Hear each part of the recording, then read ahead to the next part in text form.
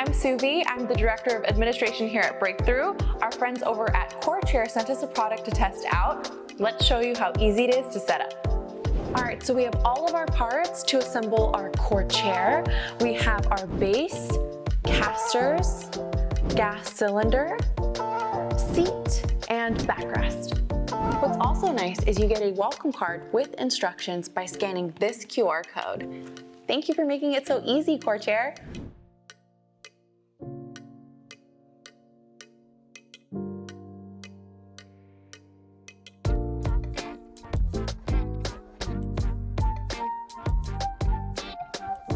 Okay, I've read through the instructions, and the first thing we have to do is to attach these casters to our base.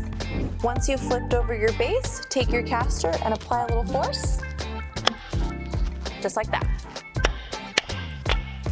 Okay, base is done. Now we can insert the gas cylinder into the base, just like this. Now we can install the seat by placing it right on top.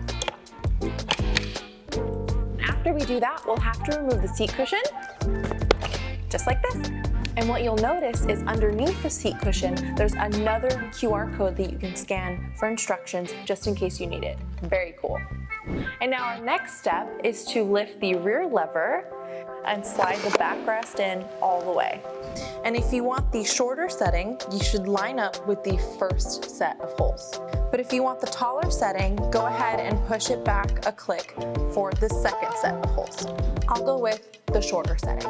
We'll go ahead and install the screws with the hex key that is stored inside of the seat.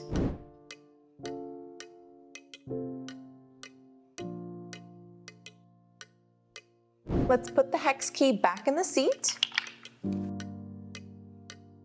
And now let's put the seat cushion back on.